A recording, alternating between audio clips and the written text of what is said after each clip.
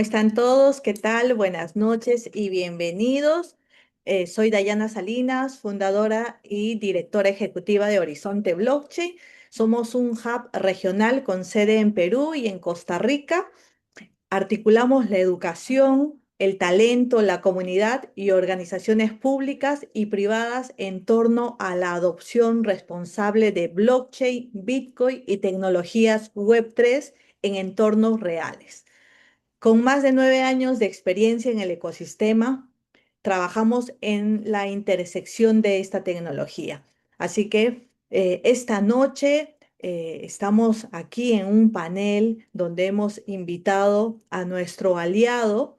Vamos a dar la bienvenida a Alexis Franco, que es el presidente de la Asociación Blockchain de Chile, y también a nuestro invitado especial, que es José Antonio Manrique, abogado tributarista, actualmente especializándose. Bueno, yo creo que ya está muy especializado en el tema tributario de criptomonedas. Si bien es cierto, todavía la ley no está, pero ya la SBS, la SUNAT están listos para hacer correr con todo lo que tenga que realizarse este tema de los impuestos para todos los que tenemos criptoactivos. Así que esta noche vamos a debatir uno de los temas más urgentes del ecosistema financiero latinoamericano: el dinero digital soberano versus la stablecoin privada y regulada. ¿Quién debe emitir el dinero del futuro? ¿El Estado o el mercado? ¿Qué modelo da más certeza, más libertad y más inclusión? Para responder estas preguntas, tenemos esta noche dos perspectivas nacionales que representan dos apuestas distintas por el futuro del dinero en nuestra región. Así que vamos a iniciar y les quiero presentar primero a Alexis Franco. Él nos va a contar desde la perspectiva chilena. Al otro lado de la cordillera, Chile ha tomado una decisión estratégica: dejar que el mercado privado innovara primero con stablecoin bajo la ley FinTech, y recién ahora el Banco Central entra a regular con más detalle. Alexis, como les mencionaba, es presidente de la Cámara Blockchain Chile, la organización que coorganiza este conversatorio junto a Horizonte Blockchain, y uno de los arquitectos más reconocidos del ecosistema blockchain en América Latina. Tiene una maestría en blockchain y aplicaciones empresariales por la Universidad Politécnica de Cataluña, en España, y cuenta con más de 8 años de experiencia en la intersección entre tecnología, gobernanza y regulación. Es experto en identidad digital soberana, tokenomics y arquitectura legal Web3.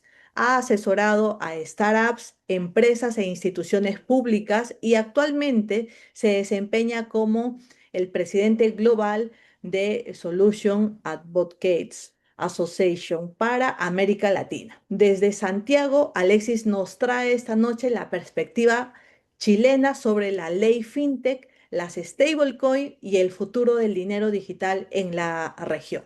Alexis, tienes 15 minutos, la sala es toda tuya.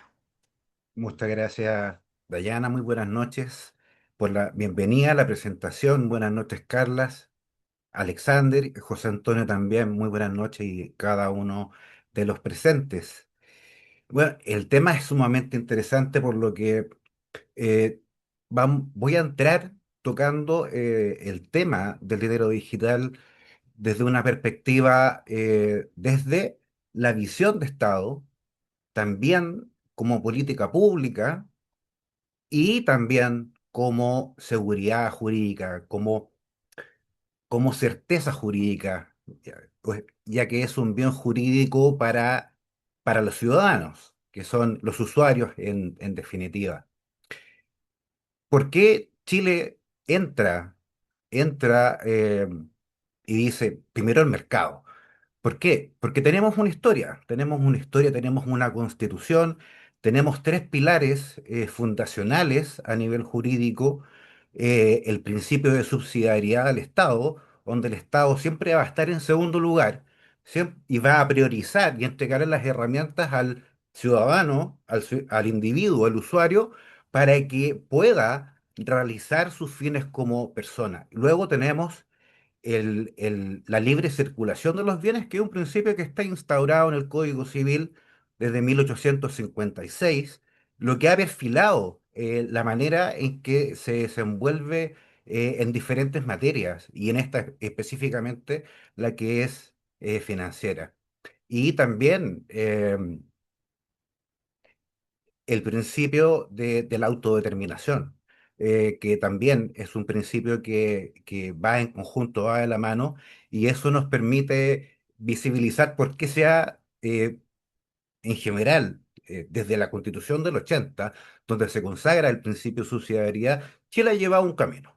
Entonces tenemos por qué el mercado primero, porque se toma la decisión de que prima esa libertad y que la gente pueda, las personas puedan emprender, y que esa misma dinámica contagie todo el ecosistema, todo financiero, y que de esa manera vayan probando lo que el ciudadano, eh, cómo quiere desenvolverse a nivel de finanzas en este sentido, también en políticas públicas. Y el Estado lo que tiene que hacer es entregar las herramientas y la certeza jurídica y tecnológica y regulatoria, es decir, permitir que exista una regulación que habilite el despliegue de todos los elementos que requiere el ciudadano. Entonces, desde ese punto de vista, claro, hay una tendencia marcada a que el mercado sea el que regula, y tenemos una tendencia libertaria también que no es únicamente acá en Chile, sino que pasa por, eh, por varios continentes el modelo libertario. Entonces, para entender por qué frente a los activos digitales Chile toma esa decisión, tenemos que mirar no solo la superficie financiera, sino que tenemos que entender la arquitectura del poder.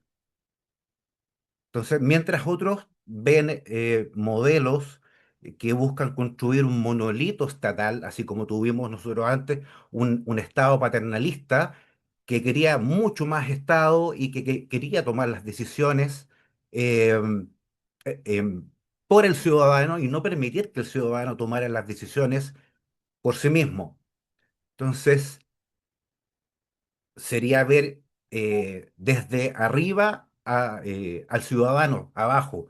Em, y yo creo que desde ese punto de vista se impone una CBDC. Yo creo que no es una decisión con respecto a que vaya a ir acorde a lo que es la libertad ciudadana. Yo creo que es una forma de imponer un modelo, eh, y en ese sentido se ha priorizado acá en Chile en que haya una postura de mercado primero, porque la concepción de una democracia directa y funcional, la soberanía recae en el individuo. Y de esa manera permitimos que el sector privado innove primero. De esa manera garantizamos que la tecnología se adapte a las necesidades reales del ecosistema, y dejamos un poco más de lado lo que son las limitaciones burocráticas. Entonces, la demanda del ciudadano, las necesidades que son puestas sobre la mesa, las políticas públicas que se puedan levantar de ello, y las soluciones que puede generar el mercado, es el mejor índice. Y la ley FinTech, más allá, no es un manual de instrucciones del Estado, es un perímetro de seguridad dentro del cual la verdadera innovación financiera respira y evoluciona. Pero más allá de eso, hay algo que es más de fondo, que son justamente las políticas públicas y la certeza jurídica, la plena prueba, y eso pasa porque la tecnología y el Estado habilite que existan los registros públicos digitales.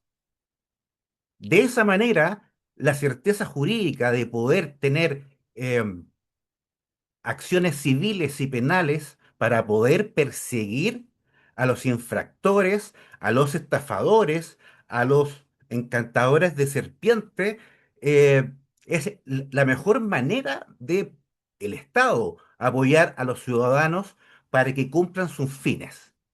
Entonces, la ley FinTech es el primer piso del edificio, pero el debate real sobre el dinero del futuro no es solo tecnológico, es probatorio. Porque yo creo que de nada sirve tener una stablecoin eficiente si ante un conflicto el sistema judicial no sabe cómo leer el código. Yo creo que es sumamente importante que existan herramientas jurídicas válidas en el ecosistema por parte del Estado para proteger a los ciudadanos. Y ese es el fin principal del Estado, entregar certeza jurídica al ciudadano. Entonces, no es únicamente qué tecnología o cómo la vamos a aplicar, es cómo protegemos al ciudadano, cómo permitimos que ejerza su libertad. Entonces, eso es, claro, es una política pública y también es una visión de Estado, la certeza jurídica. Entonces, la verdadera certeza jurídica, la que blinda la emisión privada, requiere de una protección multicapa, y ahí está la tecnología. Pero tiene que existir ese respaldo jurídico que habilite a que exista esa multicapa. Por eso la clave del modelo no se detiene en la regulación financiera, sino que exige una plataforma profunda de respaldo a nivel de procedimiento civil y penal. Un registro en DLT, por ejemplo, que sea inmutable, trazable y criptográficamente seguro, no puede ser tratado judicialmente como un simple documento electrónico. Tiene que constituir plena prueba. Tiene que servir al ciudadano. No es únicamente el instrumento para comprar o vender, sino que jurídicamente, si hay un daño de terceros, hay un daño malicioso, un actuar malicioso, tú debes, el Estado debe proveerte la herramienta jurídica para defenderte y para sancionar también. Entonces, cuando logremos que un contrato inteligente ejecutado con una stablecoin, por ejemplo, tenga presunción de autenticidad inquebrantable ante un tribunal, ahí habremos consolidado el modelo chileno. Esa es la frontera legal que estamos empujando y yo creo que estamos en un punto bastante interesante, ya que el 1 de diciembre entra en rigor la nueva ley de protección a la privacidad, a los datos privados, y con ello la soberanía de los datos del ciudadano chileno. Junto con ello, ya que viene una obligación por parte de los prestadores de servicios digitales, la obligación de entregarle la autonomía de la gestión de los datos al usuario. Y se crea la agencia fiscalizadora y en conjunto con la Comisión de Mercado Financiero, tienen obligaciones de que el mercado genera los servicios y la gente tiene la libertad de contratar, pero esos prestadores tienen una obligación de entregarle los datos y la autogestión a los usuarios. Esa obligación. Entonces, por eso es que entra este modelo de stablecoin con este perfil al mercado, porque hay una cesión por parte del Estado que le reconoce esa libertad a poder ser propietario. Y de hecho esa nueva ley reconoce el derecho de propiedad del ciudadano sobre sus datos. Entonces ahí entramos a una nueva fase que ¿cuál es el rol del Banco Central? Porque ahí tenemos una nueva dimensión de cómo vamos a ejecutar las acciones económicas dentro del ecosistema. El Banco Central lo hace, pero ya no como hace 10 años atrás, sino que lo hace observando un ecosistema macro que ya está corriendo en la economía real, porque esto ya viene hace años que los criptos están dentro de el sistema. ¿Quieres que comparta imágenes? Si tienes algún documento que quieras compartirnos, Alexis, puedes Documento, hacer. no, O algún en general link, yo lo que gustes. comparto directamente, así. No me respaldo con elementos visuales, sino que procuro que sea la interlocución la que lleve. Y si hay interacción con alguna persona que desea hacer preguntas como Edwin Mejía, por ejemplo, que lo veo ahí, sería Pueden perfecto. levantar la manito, pero al final vamos a tener un espacio de preguntas para todo el público. Entonces, puedes continuar para luego que continúe ya Sí, José Antonio. Vamos. me queda un par de puntos y le cedo la palabra a, a mi colega José Antonio. ¿Mm? Entonces, aquí lo que corresponde con el Banco Central es observar el sistema y adaptar las reglas a lo que el mercado, los usuarios, ya es un uso real, tangible, práctico y que lleva años. No son pilotos, no son sandbox, sino que se está yendo sobre la certeza de que el usuario ya está adoptando. Y aquí hablamos, por ejemplo, que tenemos a nivel de adopción de wallet reguladas sobre el 60%. El 2024, en octubre, teníamos el 54% de usuarios bancarizados con wallet reguladas. Y a nivel de bancarización, tenemos sobre el 80% de la población nacional y 5G 100% del territorio. Entonces, ahí lo que queda es, el Banco Central tiene que entregar las herramientas para que los usuarios sigan haciendo lo que ya estaban, pero de manera controlada y que paguen impuestos. Entonces, ahí se permite y además el Estado respalda. Esa misma infraestructura descentralizada es la que ya está operando en la economía real. Solo se viene a reafirmar lo que existe y también garantizar la trazabilidad con alta precisión de los procesos agroalimentarios, asegurar la calidad del cumplimiento normativo en las exportaciones de salmón, etcétera.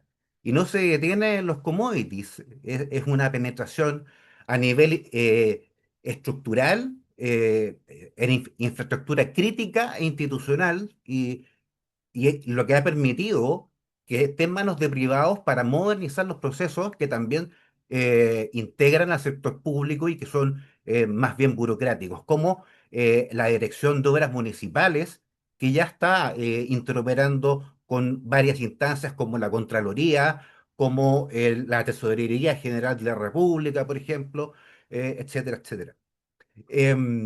Por lo que se viene a reafirmar con esta ley lo que ya se venía haciendo en la práctica, solo que el legislador y el poder político lo reafirma, lo respalda y lo habilita para que el usuario, que ya venía, pero lo agiliza para que exista un mayor flujo monetario dentro del Estado, y luego habilitar la economía de tokens. Entonces, más allá de qué tecnología vamos a usar, yo creo que es importante observar la ciudadanía y entregar las herramientas para que se puedan desenvolver y luego interoperar con otros mercados y que podamos también luego, como continente, poder interconectar entre todos y ser competitivos a nivel eh, sudamericano. Yo creo que eso es un punto relevante. Con esto cierro y bueno, espero haber tocado, creo que sí, tocar los puntos que son más calientes dentro de la transformación digital en la parte financiera y son puntos que se deben profundizar. Espero haber aportado al debate y que haya sido de utilidad para cada uno de ustedes. Muchas gracias por el espacio. Muchas gracias, Alexis. Muy clara en realidad la radiografía del modelo que viene aplicando Chile y sobre todo en este momento particular que está viviendo el Banco Central ¿Mm? de nuestro país hermano. Y ahora seguimos con la exposición de José Antonio Manrique, Él nos va a contar cuál es la posición del Perú, qué es lo que viene haciendo el Perú como proyecto piloto.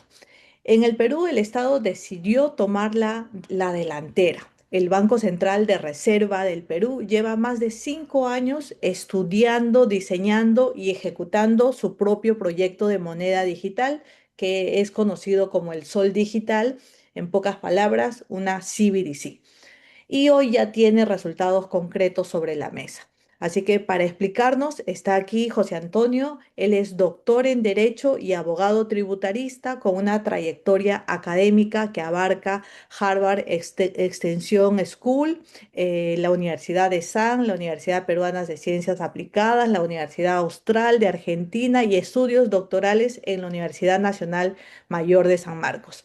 Es especialista en tributación internacional, tributación digital, precios de transferencia y procedimiento contencioso tributario. Ha sido funcionario de la Administración Tributaria Peruana, la SUNAT, y acumula más de 15 años de ejercicio en el derecho tributario. Docente universitario y expositor frecuente en eventos académicos, José Antonio nos trae esta noche la mirada legal y regulatoria sobre el sol digital y lo que implica para el sistema tributario peruano. José Antonio, adelante, la sala es tuya, tienes 15 minutos. Muchas gracias, Dayana. Antes que nada, confírmame si se me escucha bien, porque tuve un pequeño... ¿Sí? ¿Todo bien? Hubo un delay, ya superado. No sé si era mi máquina.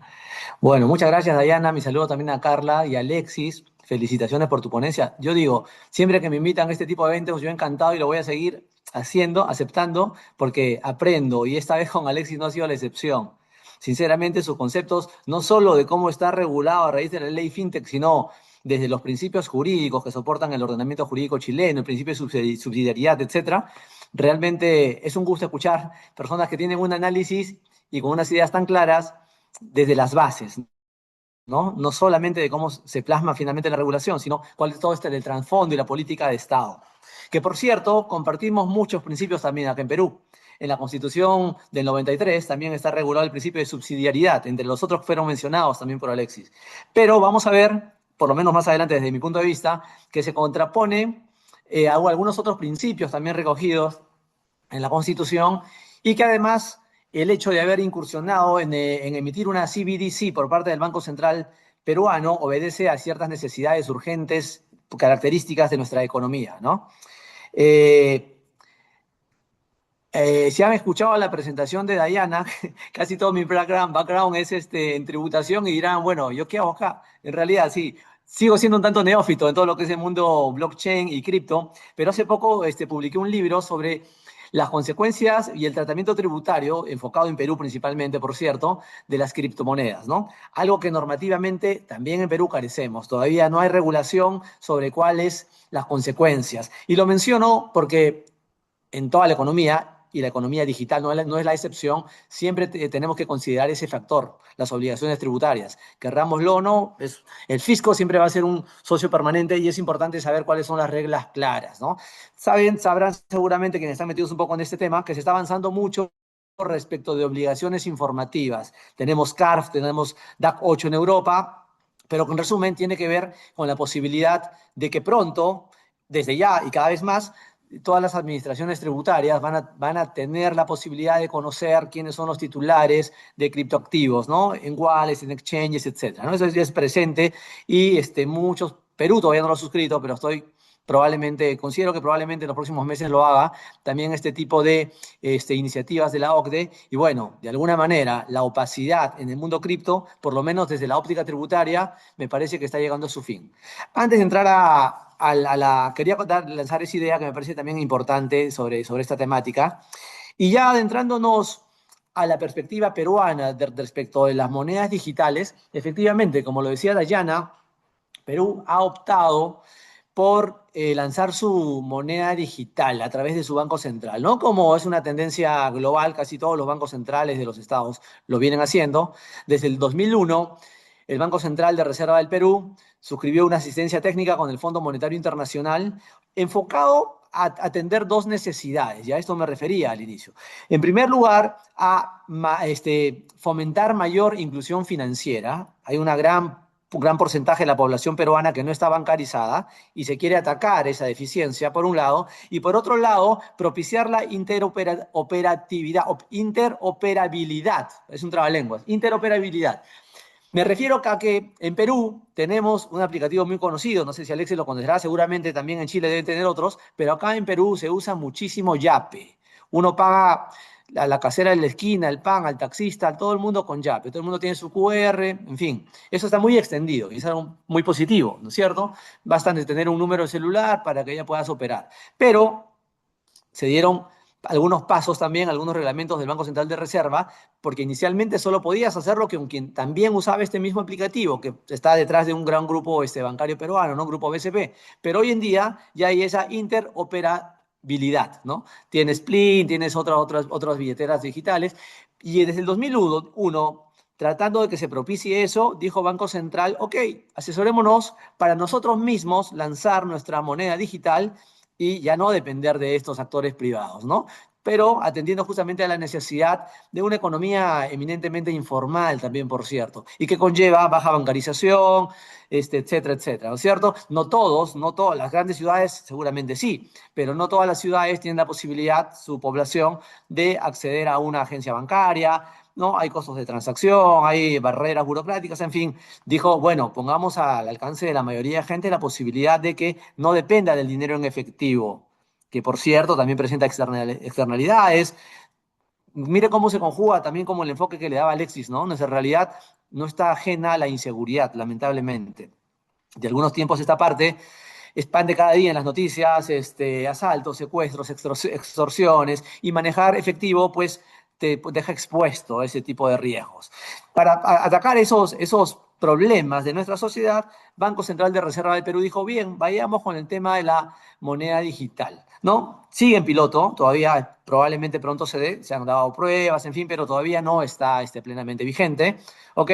Pero ya aterrizando y conjugándolo con el tema del blockchain y de las criptomonedas, debemos dejar en claro, bueno, yo también como abogado, los abogados siempre nos gusta categorizar los bienes, las operaciones, ¿no? Identificar cuál es su naturaleza jurídica, económica. Entonces, una idea, a lo mejor resulta muy evidente, pero de todas maneras lo quiero comentar, es que una criptomoneda, si es que se va a usar la tecnología cripto, si es que se va a usar blockchain o al margen de la tecnología que se use, pero una moneda digital, una CBDC emitida por un banco central como el BCR, Banco Central de Reserva del Perú, definitivamente no es otra cosa que dinero soberano, dinero fiat o fiduciario, porque está respaldado por un ente centralizado y no es otra cosa que una manifestación de una tecnología distinta, la representación digital finalmente del sol peruano. Esa es la gran diferencia con un stablecoin o en general, ¿no? Con una criptomoneda, donde justamente son los privados quienes las emiten y más bien está descentralizado. No podemos diferenciar en stablecoin, otro tipo de monedas, Bitcoin, etcétera. Pero tener en claro que la moneda digital que vaya a emitir el Banco Central de Reserva de Perú no es otra cosa que de dinero soberano, respaldado, pero orientado a facilitar lo que le decía, la inclusión financiera y la interoperabilidad. Bien, pero desde mi punto de vista, y acá Chile nos lleva varios pasos por delante, porque en Perú todavía por lo menos no hay noticias de que se esté trabajando al respecto, en algún reglamento al respecto. Hay algún proyecto dormido en el Congreso de la República, pero mejor que permanezca dormido porque deja mucho que desear, no han consultado a expertos, no se han asesorado mucho y ese es el riesgo también, ¿no? De incursionar, regular algo normativamente, jurídicamente, cuando no se tiene claro el fenómeno. Más bien, pues, dar una suerte de corset y más bien limitar a los agentes económicos. Muchas veces es mejor que se siga desarrollando libremente y ya después dar ciertas reglas, pero lo suficientemente amplias y flexibles para no limitar esto. Por lo menos yo considero que la tecnología no es ni buena ni mala, está al servicio de los agentes, pero vamos a ver qué uso se le da. Entonces no hay que limitarlo. No es un secreto que la opacidad de las criptomonedas pueden servir para facilitar operaciones de una economía ilegal, ilícita, informal, sí, por supuesto, pero veamos qué fines se le da, ¿no? Pero también es cierto que facilita mucho justamente lo que quería atacar el Estado peruano, la informalidad, la inclusión financiera, en una economía sudamericana, las remesas, en fin. Entonces no es ni bueno ni malo, no habría que limitarlo, pero bueno. Mal que bien, en Perú todavía no se está avanzando en ese sentido. Pero desde mi punto de vista, el hecho de que pronto vaya a haber o no, porque al final nunca se sabe, estamos en un gobierno de transición, la política nunca hay que dejarla de vista, vamos a ver qué es lo que viene. Este, pero cuando se exista una moneda digital emitida por el ente central peruano, no es óbice para que se sigan desarrollando las stablecoin. Definitivamente, hoy en día hay mucha gente que sigue operando en eso, ¿no? Y pienso yo que llegará en su momento en que tendremos que regularlo también. Mira, tenemos un buen ejemplo allá en Chile, ¿no? Pero nuevamente, se conjugan muchos temas de política económica, de las necesidades de la realidad económica peruana, un tanto distinta a la de nuestro país vecino del sur, a pesar de que somos todos latinoamericanos, pero considero que una cosa no excluye a la otra. Bueno, básicamente es eso, los alcances que quería darles, es un poquito de panorama grosso modo de lo que está sucediendo en Perú. Estamos hablando, sí, de dinero digital, pero soberano, por lo menos en el caso de la CBDC, que estaría emitiendo el Banco Central de Reserva, ¿no? En cuanto a stablecoin, el ecosistema se sigue desarrollando, los privados están ahí siempre con una preocupación propia de la falta de regulación y regresando a mi tema, a mi cancha, ¿no? También cuáles serían las consecuencias tributarias. Pronto, probablemente este año o el próximo, vamos a tener noticias al respecto. Que por cierto, les comentaba que en el ámbito tributario se está avanzando mucho respecto del acceso a información y por medio de CARF, que es esta iniciativa de OCDE, que muchos países, siendo miembros o no de la OCDE, pueden suscribirlo, les va a permitir intercambiar información también entre las administraciones tributarias. Eso es lo más inmediato. Pero el otro tema, el sustantivo, el material, cómo está siendo grabado, si tu ley del impuesto a la renta, tu ley del impuesto al valor agregado en cada país, graba, no graba, debe grabarse como un bien, como una ganancia de capital, tipo Estados Unidos, Brasil, o no. En Europa tienen otra tendencia, el fisco italiano, por ejemplo, más bien considera que debe darse un tratamiento de divisa, por ende, aplicando la norma peruana no estaría grabado, en fin, es todo un mundo y está muy variado el tema. Todavía seguramente se irá decantando esto y bueno, desde mi punto de vista, en Perú, por ejemplo, partiendo de la naturaleza de las criptomonedas, debería dársele un trato similar a una divisa, con sus propias consecuencias. Depende de quién lo hace, si en compra, vende, si quien mina, si es un trader, si es una persona jurídica, ¿no? Hay que analizar cada caso en particular, ¿no? Pero considero que debería partirse de esa premisa, por lo menos, de que tiene una naturaleza equiparable económicamente hablando, a una divisa.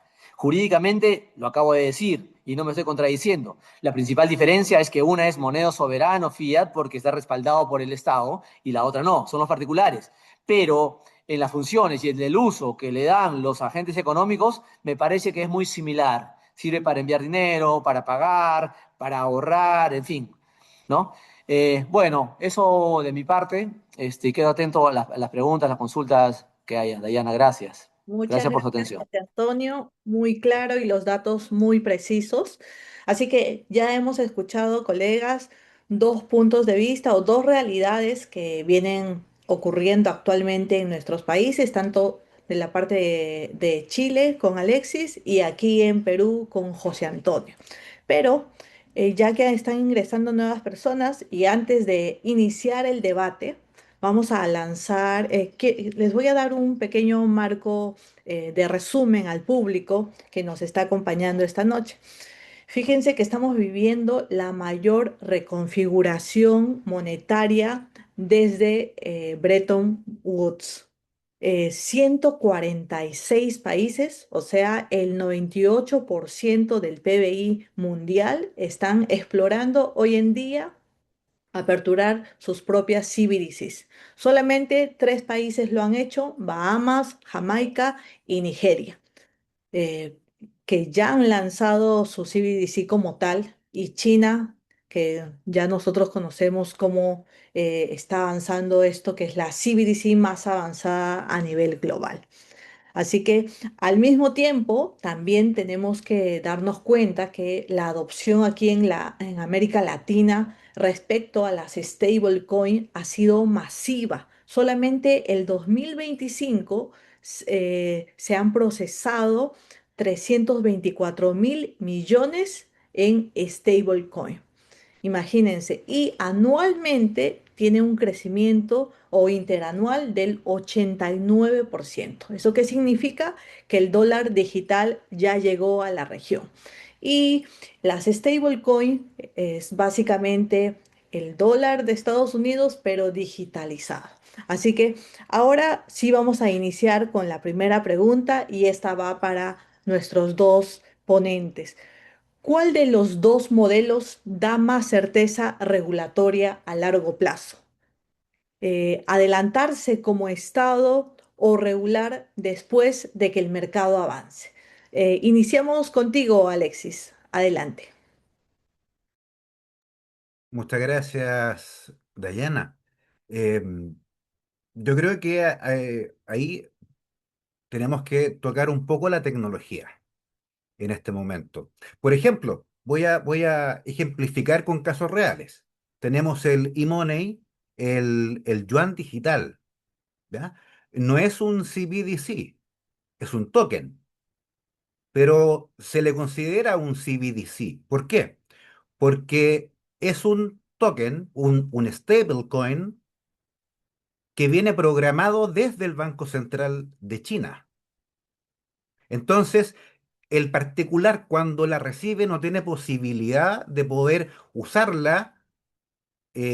Por ejemplo, si fuera una stablecoin con un régimen legal distinto y fueran emitidas por bancos comerciales, eh, el usuario tendría la posibilidad de programar ese dinero, poder efectuar una garantía o poder comprar, etcétera.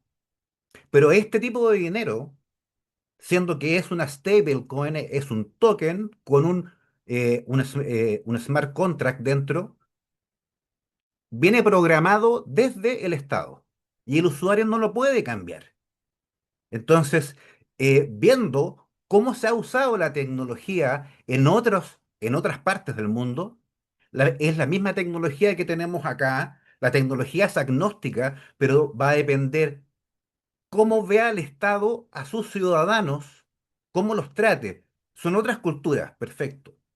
Y desde ese punto de vista, yo prefiero privilegiar la libertad de los ciudadanos a que el stablecoin, el token, llegue de libre disposición, que pague impuestos, que cumpla la ley, pero que el usuario pueda efectuar una garantía si lo desea programar para efectuar algún pago o si desea comprar algo, un bien o un servicio. Sí, ese es mi percepción. Ok. Adelante, José Antonio. Yo coincido con Alexis en que debe dejarse libertad a los usuarios, ¿no? No debería restringirse. Sí podría regularse más adelante, por lo menos en el caso de Perú, cuando se tenga un poquito más consolidado el ecosistema cripto y siempre con la premisa que mencionabas un rato, ¿no? De que no se limite ese crecimiento, ¿no? Hay algunas pautas que básicamente otorgan seguridad jurídica a los agentes. Pero desde la perspectiva, si lo vamos a comparar con el avance que tenemos al día de hoy, que es este proyecto de CBDC del Banco Central de Reserva del Perú, me parece que son complementarios, ¿no? No se contraponen, entonces, porque también hay una realidad, ¿no? Justamente lo que quiere atacar el Banco Central peruano, la baja bancarización. Y desde ese punto de vista no hay ningún problema en que se emita una nueva versión, digamos, digital del Sol.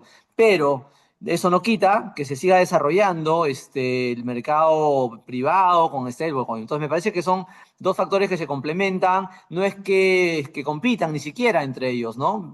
Me parece que a futuro van a seguir existiendo paralelamente, ¿no? Así es, yo también pienso igual, que a futuro probablemente va a coexistir tanto las stablecoin como las CBDCs y probablemente las criptomonedas que traen soluciones al mercado global tipo Bitcoin, que ya tiene muchas inversiones de grandes empresas, Ethereum también porque tiene soluciones de tokenización. Y también los grandes expertos en el mercado mencionan que el 99% de las altcoins que no dan soluciones específicas o fuertes van a desaparecer. Sin embargo, vamos a ver la convivencia o la coexistencia de stablecoin, que es una criptomoneda pero estable. Probablemente Bitcoin definitivamente, porque hoy en día está considerado como reserva de valor. Lo único que aquí creo yo que deberíamos debatir y tener en cuenta es que lo que buscamos es privacidad, ¿no? Y es algo que hasta el momento nos lo brinda las stablecoin. Como decían aquí en un mensaje, la tecnología no es mala, ni lo uno ni lo otro es malo. Todo depende del gobierno que vaya a lanzar y vaya a mover los hilos detrás de esta CBDC que se quiera traer al país, que se implemente o que salga de nuestro país o de cualquier otro país, ¿no? Entonces, vamos a ir con la segunda pregunta. ¿Qué consideran ustedes que le falta al modelo peruano para pasar de piloto a emisión formal? Esto va para José Antonio. ¿Y qué riesgos ven cada uno en dar ese salto? Mire, para el tema ha avanzado desde el 2021, ya ha pasado un buen tiempo, creo que el tema ya se ha debido concretar, pero estaba revisando un informe que emitió el Banco Central conjuntamente o a raíz de la asistencia técnica del Fondo Monetario, y desde ahí ya advertían algunos riesgos que me llaman la atención y que considero que quizás sean los que están frenando que se haga realidad esto, ¿no? Entre ellos, desde la reputación del propio banco y después fomentar corridas de dinero del sistema bancario tradicional, entre otras. Entonces, pienso que quizá por ese lado viene la duda, la incertidumbre, ¿no? De quienes están encargados de ese proyecto, en el sentido de que el hecho de que ya se lance al mercado un sol digital puede hacer que muchos ciudadanos retiren ahorros que tengan en la banca tradicional, ¿no? O en todo caso que no salga bien el proyecto y también hay un tema de reputación, el propio banco lo menciona. Este, por un lado. Y por otro lado, considero además que, a ver, hay un tema adicional. El tema de la tecnología también. Me parece que deben estar trabajando en ese sentido, porque habían varias posibilidades, ¿no? Para resumirlas y simplificarlas, simplemente seguir trabajando en un sistema de cuentas o usar justamente tecnología como blockchain. El tema tampoco lo consideran claro, pero de todas maneras, lo que sí tienen claro es que tienen que asegurar la posibilidad de que hay un control de quién es el titular, etcétera, etcétera, etcétera. Entonces, pienso que en ese sentido esas son las cuestiones que debe estar perfilando el BCR, todavía no lo deciden, pero ojalá que pronto haya alguna novedad, ¿no? Pienso que igual, eso no quita que todo el ecosistema cripto se siga desarrollando, ¿no? Por el contrario, como el propio Banco Central de Reserva dice, esto está enfocado sobre todo a sectores y ciudades con poca bancarización, con mucha informalidad y sobre todo pagos minoritarios, ¿no? Entonces, en realidad es una herramienta adicional a la gente que no tiene acceso a la banca formal, ¿no? Así es, muchas gracias. Y Alexis, ¿ven con buenos ojos que Perú dé ese salto o creen que el modelo de stablecoin regulada es una alternativa más realista para la región en el corto plazo? Buena pregunta y concuerdo con José Antonio respecto de que hay necesidades urgentes dentro del mercado, hay políticas públicas de por medio y que tener CPDCs en Perú solventaría una solución eh, a nivel, de, a nivel estructural. Pero también hay dos puntos eh, que están ahí y es referente a la naturaleza misma del dinero digital. Porque el dinero digital puede generar inflación si no tiene respaldo. Efectivamente va a tener respaldo porque, digo, las stablecoin reguladas tienen paridad uno a uno con el dólar y también tiene respaldo en metales y tú los puedes canjear. Pero hay casos, y es la mayoría de las CBDCs, en que generan inflación porque no tienen respaldo. Entonces, eso es un punto importante de que en la implementación se aseguren de que ese dinero digital tenga un respaldo para que no genere inflación, para que el Estado no emita como se emiten billetes. Y eso genera inflación. Otro punto es sobre la arquitectura tecnológica.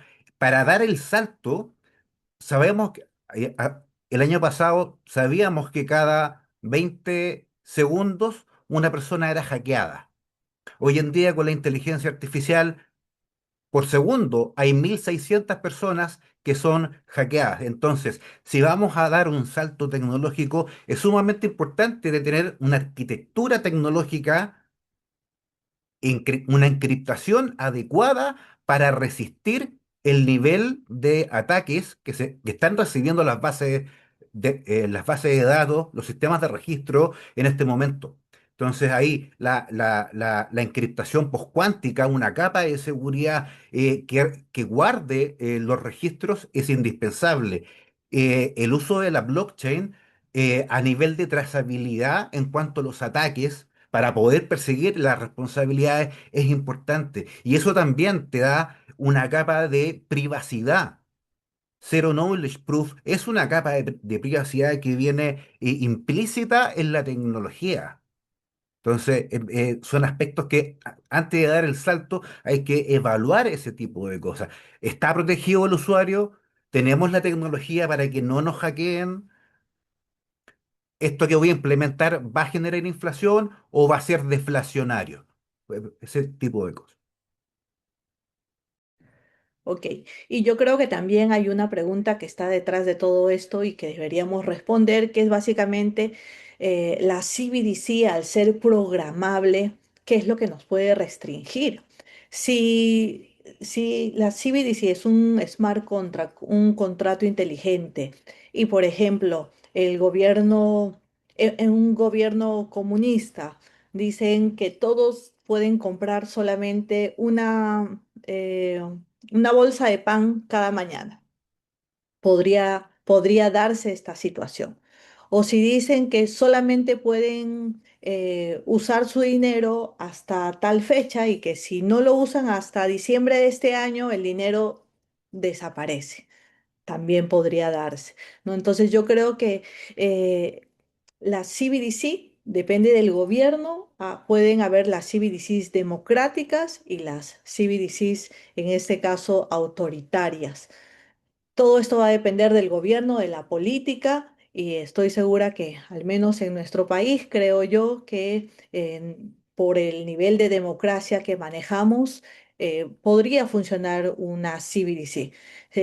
Y básicamente la CBDC busca digitalizar a la población, y eso es lo que ha estado haciendo el BCR todos estos, este par de años que ya ha lanzado su plan piloto. Sin embargo, las stablecoin también tienen sus riesgos porque sabemos que Tether, que es una de las empresas más grandes que emite el USDT, tiene la mayor cantidad en el mercado general emitido de USDT, de estas stablecoin. Sin embargo, eh, no sabemos realmente si lo que dice es real, si la paridad del stablecoin que ellos usan es real, porque hasta ahora pues no ha demostrado una auditoría pública. Todo lo que ellos manejan, mucho de lo que ellos manejan son auditorías internas y nos queda a nosotros los que hacemos intercambios o invertimos en stablecoin, pues confiar en esta empresa eh, regulada, entre comillas, por Estados Unidos, ¿no? Sin embargo, también ha sido retirada de Europa porque no está cumpliendo la legislación MiCA, algo que las USDC sí lo hacen hoy en día. Entonces, yo creo que todavía estamos en una etapa donde nos va a tomar madurar para que los gobiernos aprendan y experimenten, tanto Chile, que ya está aprendiendo con todo lo que es el mercado de las stablecoin, y también nuestro país con el piloto de la CBDC, y de aquí a unos años veremos cuál va a ser la que va a dominar. Y justo esa es nuestra tercera pregunta. Pensando a futuro, ¿qué consideran ustedes? ¿Van a convivir ambos modelos o la CBDC, tanto CBDC estatal o la stablecoin privada regulada en la región? o uno va a terminar por imponerse sobre el otro? Alexis, desde tu visión del ecosistema regional, ¿cómo ves el mapa del dinero digital en Latam de aquí al 2030? Gracias, Dayana. Yo lo que puedo visualizar en el ecosistema latinoamericano es que se está implementando a nivel de estándar ISOs que va a permitir que podamos conversar entre diferentes países. El ISO 20022, por ejemplo, a nivel de paquete de transacciones. ¿Mm? Em, yo creo que vamos en ese camino, vamos bien en ese camino. Independiente de que un país use una CBDC y otro país use una stablecoin, los paquetes van a conversar, vamos a tener una estandarización en cuanto a la tecnología. Yo creo que el 2036 o probablemente antes, vamos a ser competitivos como continente a raíz de toda esta estandarización tecnológica que estamos llevando todos los países de América Latina y el Caribe. Hay otros aspectos que son más bien personales de cada uno de los países, de qué manera va a tratar o qué activo digital va a usar y qué propiedades va a tener. ¿Ya? La tecnología es agnóstica, es neutral, va a depender cada gobierno cómo la va a utilizar y cuáles son las necesidades de los ciudadanos.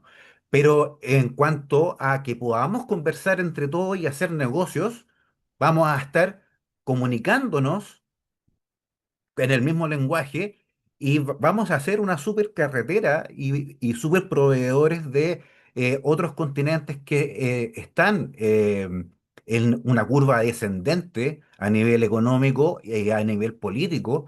Y yo lo veo súper bien, lo veo súper bien, la verdad.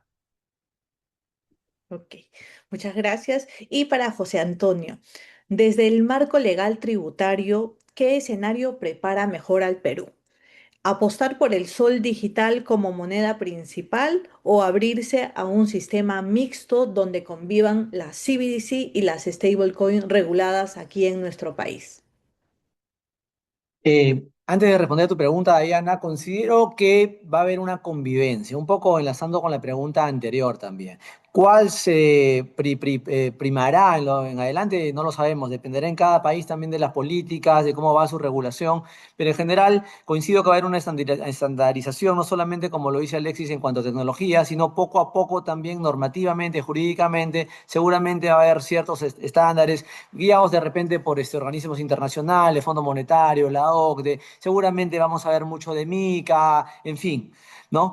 Yo también creo que eso va a llegar. Definitivamente estamos en una etapa de transición tecnológica y normalmente en todo el mundo las normas jurídicas siempre van detrás del hecho económico, del fenómeno económico. Entonces, eso se va a dar. En el caso peruano, lo que yo veo es que nuevamente va a haber una convivencia. Cuando sea una realidad la CBDC peruana, el sol digital peruano, no va a ser óbice para que también se sigan desarrollando las stablecoins y todas las operaciones en el mundo cripto. Y ahora sí, yendo a tu pregunta, Dayana, desde el punto de vista tributario, ¿qué es lo más conveniente finalmente para el Estado? Vivimos básicamente en un 90% de la recaudación que hace el ente administrador central, como Estado me refiero. Lo que convendría es que haya esta convivencia mixta, ¿no? Que se regule el tema de las criptomonedas sin limitarlas, sin perjudicar el tema de la privacidad, sin poner trabas, que se siga desarrollando, pero con reglas claras tributarias. ¿Por qué? Porque desde la otra orilla, el CBDC en realidad es inocuo, porque estamos hablando nuevamente del sol. Entonces, simplemente es una forma distinta de utilizarlo, mediante un medio digital en lugar de billetes, en lugar de una transacción bancaria, ¿no? Entonces, desde ese punto de vista, que haya o no un sol digital, desde el punto de vista de la tributación, no va a haber una consecuencia directa, más allá que pueda facilitar la formalización y, por ende, algunas actividades que antes no tributaban, que estaban en gris, en la economía informal, bueno, como consecuencia indirecta empiecen a tributar de alguna manera, ¿no? Pero donde hay un gran espacio es en el ecosistema cripto, que todavía no se está dando y no está tributando. Entonces sería importante, tanto para la seguridad de los operadores, de los usuarios, de los jugadores del ecosistema cripto, cuanto también para el Estado, que se den ciertas reglas tributarias para que no haya sorpresas, ¿no? Para ni uno para otro y desde el punto de vista del Estado, pues empiece a haber cierta recaudación, seguramente no en todas las operaciones, pero de repente a quienes hacen minería, quienes hacen trading, quienes cobran alguna comisión por algún servicio de alguna plataforma, en fin, habrá que identificar algunos tipos de operaciones que de alguna manera van a incrementar la recaudación también de Perú, ¿no? Pero bueno, todavía no hay nada al respecto, habrá que ver cómo se decantan, ¿no? Los legisladores. Todo va de la mano con las políticas también. Viene un nuevo gobierno y vamos a ver cuáles son las prioridades, ¿no? De este nuevo gobierno. Definitivamente. Y yo creo que de aquí a, no sé, de pronto unos 5 años o un poco más, no le doy realmente mucho tiempo al dinero efectivo, a los billetes y a las monedas. Probablemente de aquí a muy pocos años todo se va a digitalizar. Y lo que yo veo venir es que las CBDCs probablemente se usen para pagos minoristas dentro de nuestros países, al menos en los países que van a optar por las CBDCs y las stablecoin, se van a seguir usando como hasta ahora lo vienen aplicando, que es en pagos transfronterizos, que son muy rápidos y con un costo muy bajo. Y Bitcoin, ya hemos visto su posición y es de reserva de valor. Eso dudo mucho que cambie y más bien con los años Bitcoin se va a posicionar más fuertemente y probablemente también su valor siga en creciente. Pero quiero terminar este espacio de este debate haciendo una reflexión de lo que viene pasando aquí en Latinoamérica actualmente, porque si nuestros gobiernos no deciden cuál va a ser nuestra legislación ante el CBDCs o ante las stablecoin o las criptomonedas en general, o qué es lo que vamos a usar. Detrás de todo esto se viene posicionando un stablecoin de manera muy silenciosa, tipo una innovación, y todos sabemos que es USDT. Si bien es cierto, los USDT le pertenece a la empresa Tether, que está registrada en las Islas Vírgenes Británicas, representa el 68% de todo lo que mueve la región. Entonces, si nuestros gobiernos no deciden ya, pues simplemente el mercado ya lo está decidiendo aquí en toda América Latina y es USDT. Así que nosotros que estamos en el ecosistema, avancemos con la regulación o con los entes reguladores para aportar con el conocimiento que tenemos y que se adopte una política monetaria para el país. Yo creo que todos nosotros podemos agilizar este tema a nivel regulatorio. Y vamos con el bloque 5 y aquí ya llegó el momento que todos esperaban, que es básicamente responder sus preguntas. Así que vamos a seleccionar aquí las preguntas del público, las pueden poner, o si alguien quiere debatir, agregar también sus ideas, puede levantar la mano y le vamos a dar un espacio para que nos comparta lo que está viviendo, su experiencia. De pronto han estado en algún país con CBDCs o ya están en algún país con la ley regulada de las stablecoin. Y veía ahí un comentario de alguien que nos mencionaba sobre las CBDCs de Estados Unidos. Estados Unidos no tiene CBDC, incluso ellos el año pasado, el 18 de julio, lanzaron la Genius Act y con esto le dieron regulación a todo lo que son las stablecoin, porque yo creo definitivamente ellos no necesitan tener CBDC, Mientras regulan las stablecoin, están regulando el dólar o están digitalizando el dólar y no solamente digitalizando el dólar, sino también los bonos del Tesoro de Estados Unidos y por ende toda la economía global sigue dolarizada, pero esta vez con stablecoin, o sea, con dólares digitales de Estados Unidos de igual manera. Así que vamos a leer por aquí la primera pregunta. Nos dicen, ¿quién garantizaría que las CBDCs tengan ese respaldo en dólares para su emisión? Adelante, cualquiera de los dos, Alexis o José Antonio.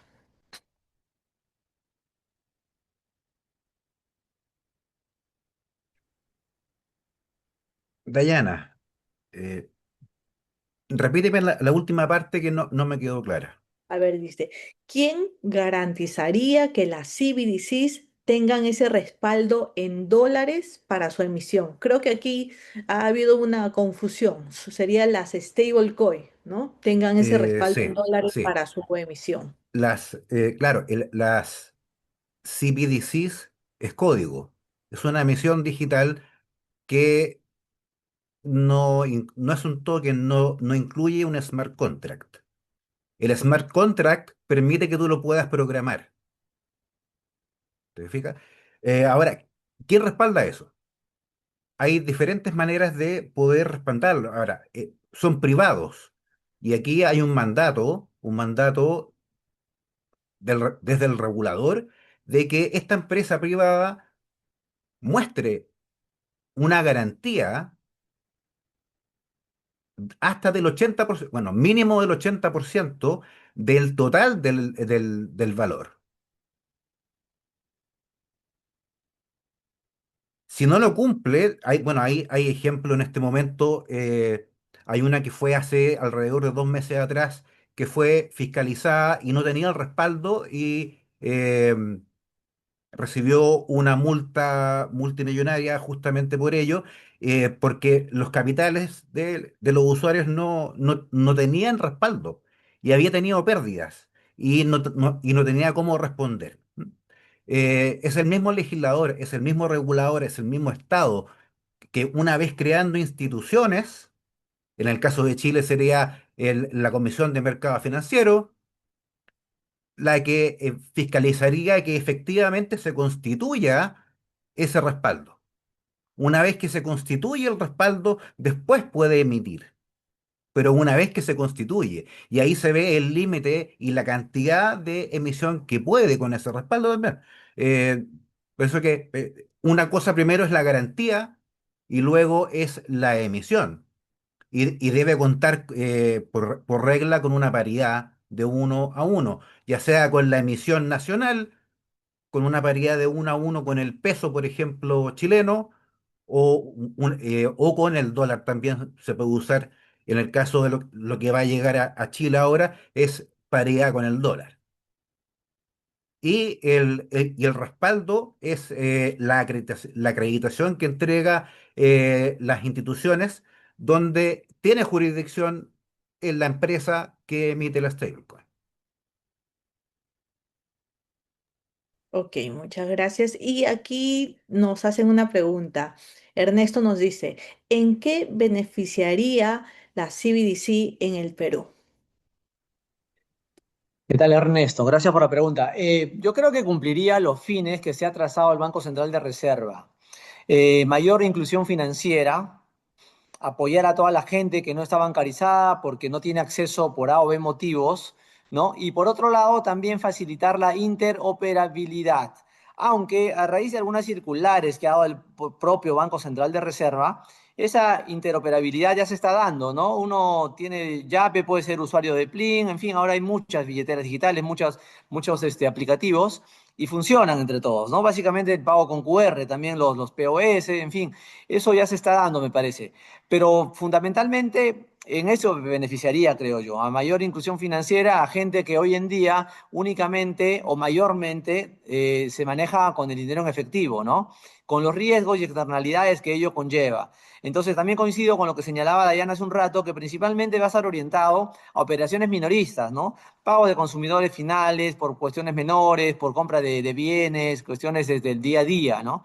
En ese sentido yo creo que va a beneficiar la existencia de un CBDC, que por cierto su emisión también va a seguir con el respaldo que también lo ha venido manejando, ¿no? El Banco Central Peruano, con Julio Velarde a la cabeza y con la fama internacional que tiene al respecto. Eso no tendría por qué verse alterado, porque es simplemente una representación distinta, digital, del sol peruano, pero bajo la misma política monetaria con la que se viene manejando. Entonces, mayor riesgo no le veo, yo le veo beneficio sí, pero en realidad, como también ya tenemos Yape, plataforma, ¿no? Regreso a lo mismo, no sé qué tanto vaya a contribuir. Quizá un poco sin querer queriendo, como lo mencionaba Alexis al inicio, los propios agentes económicos ya han cumplido su papel, y la subsidiariedad del Estado, quizá en este extremo no parece tan urgente en el caso peruano. Pero bueno, en todo caso, el beneficio lo veo por ese lado, ¿no?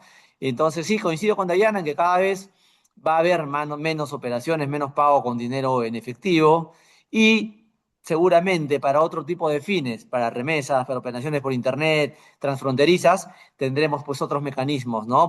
Como las stablecoin. Ok, muchas gracias.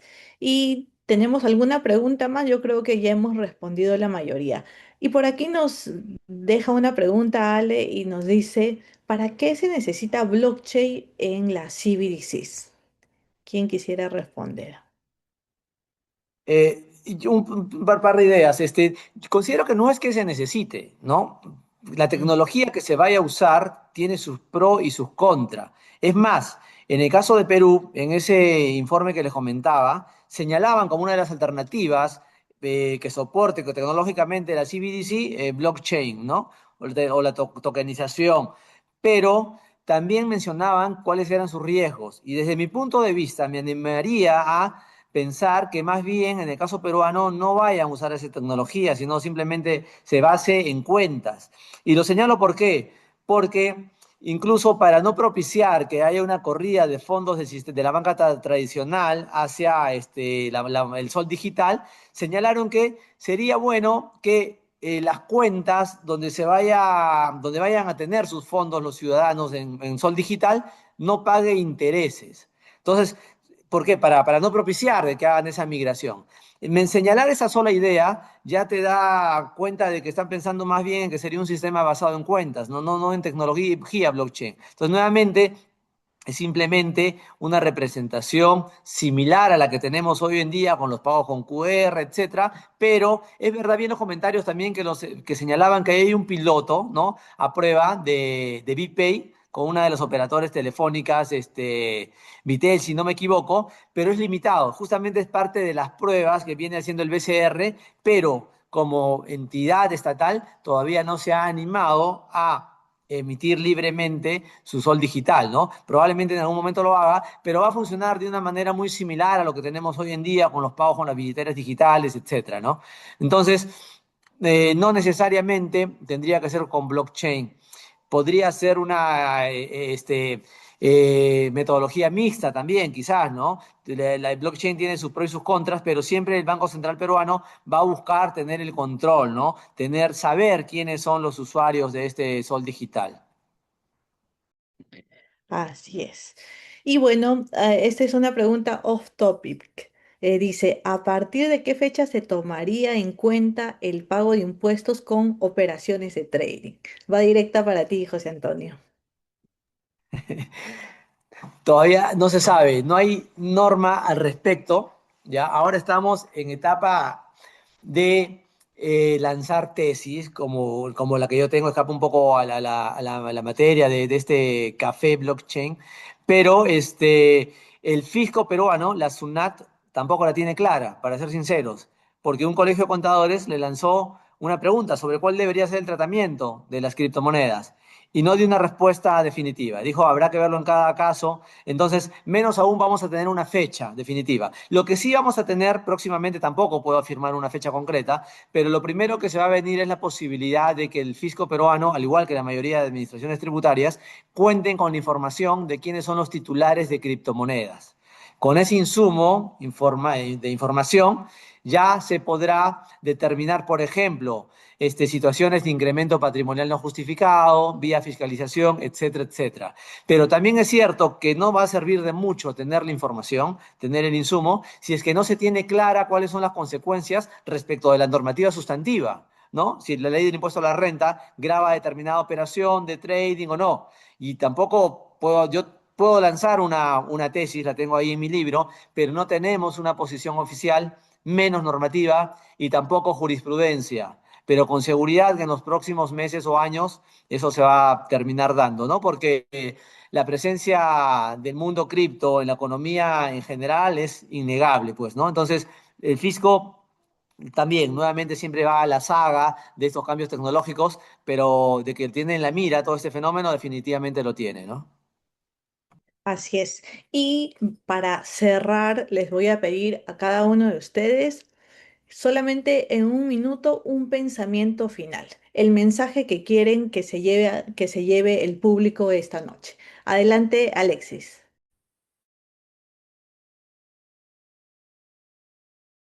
Inmutabilidad. Pueden haber muchas tecnologías digitales para emitir dinero digital, pero solamente las DLT o blockchain tiene inmutabilidad al registro y eso te da certeza jurídica de que ese registro no va a ser borrado. Y eso es sumamente importante que lo entregue el Estado a los ciudadanos. Certeza jurídica. Muchas gracias, José Antonio. Me gustaría comentar algo que no lo he señalado anteriormente y que tiene que ver con que si bien la tecnología hay que seguir propiciando que se desarrolle, no hay que perder de vista que el hecho de estar operando económicamente en una tecnología, en un nuevo ecosistema, en Internet, en el mundo cripto, no quita que hay obligaciones generales del marco normativo de todos los estados y que no te vuelven inmune, no te ponen una burbuja y te mantienen al margen. ¿A qué voy? Que está bien, hay que seguir utilizando la tecnología, ir informándonos cuáles podrían ser nuestras eventuales obligaciones tributarias, pero si alguien está pensando en incursionar o mantener algunas actividades que podrían lindar o estar fuera del marco legal, tarde o temprano, por el acceso a la información que van a tener todos los estados, podría ser descubierto. Entonces, lo único, un poco a manera de reflexión, es que no deberíamos escudarnos con la tecnología para actividades que sean informales o ilegales, porque tarde o temprano, por el hecho de estar operando ahora en un sistema que tiene cierta opacidad o anonimato, no significa que en algún momento vas a tener consecuencias de índole tributaria o de alguna otra índole, ¿no? Entonces, mientras estemos realizando operaciones lícitas, mientras estemos facilitando, reduciendo costos de transacción, tiempos, comisiones, bienvenido sea, por ejemplo, el uso de criptomonedas, pero que no sea más bien un aliciente este anonimato o pseudonimimato para fomentar actividades ilícitas, porque tarde o temprano eso va a terminar pagando con el peso de la ley, ¿no? Así es. Y como tú dices, José Antonio, yo creo que ninguno de nosotros nos salvamos de dos cosas, de la muerte ni de nuestros impuestos. Así que es mejor ir pagando los impuestos desde ya antes de que nos venga la ley. Pero yo Tal cual, quiero como lo dijo cerrar, Franklin. sí, yo quiero cerrar esta noche con mi punto de vista. Si bien es cierto, hemos hablado de dinero, pero más que de dinero, hemos hablado de poder. Porque si bien es cierto, el dinero digital nos trae la innovación tecnológica, eh, nos trae también la libertad con las monedas descentralizadas, con las criptomonedas descentralizadas. Aquí lo más importante es quién va a dominar el dinero del futuro, quién lo va a emitir. ¿El Estado, las empresas privadas, como ya lo estamos viendo ahora, el Estado con las CBDCs, las empresas privadas con las stablecoin o las personas, el pueblo? Que gracias a Bitcoin es que también las personas tenemos la potestad de tener nuestra propia wallet descentralizada y probablemente en algún futuro no tan lejano, muchos vamos a preferir también guardar Bitcoin a largo plazo, usar Bitcoin, porque nos vamos a dar cuenta que Bitcoin es un dinero nuestro que no puede ser controlado por nadie más externo, ni tampoco van a poder ingresar en nuestras billeteras. Pero eso no quita que cuando cambiemos nuestro dinero a la moneda local de nuestro país, no paguemos los impuestos. O sea, si no se quiere pagar los impuestos, entonces no trabajes. Si queremos trabajar, queremos tener un historial crediticio, queremos comprarnos un carro, una casa, pues rindamos impuestos.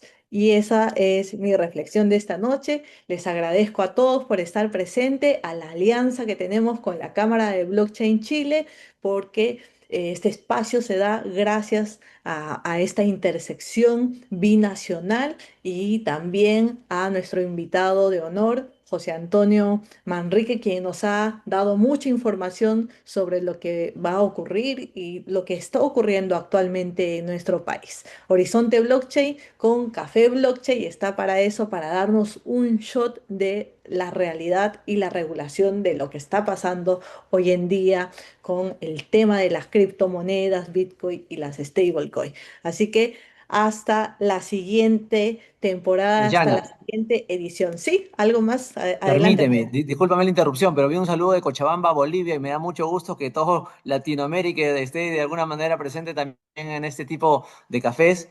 Y quería, discúlpame la interrupción, pero no quería dejar de agradecer la invitación. Para mí ha sido un gusto, he aprendido mucho. Y bueno, igual mis felicitaciones y un gusto a Alexis por las ideas claras y la experiencia desde el país vecino, ¿no? Desde Chile. Así que hasta la próxima. Muchas gracias a ti y vamos a entregarle sus certificados digitales de asistencia esta noche. Ya tenemos listos los POAP digitales. Si se encuentran, me pueden ayudar pasando el link del grupo de Café Blockchain. Vamos a enviar ahí algunos POAP o también nos pueden escribir al interno para que puedan mintear su certificado de asistencia. Así que muchas gracias a todos ustedes y buenas noches. Gracias a todos. Gracias, gracias Alexis. Feliz Muy noche buenas para todos. noches Chao, y chao. encantado de estar aquí con ustedes.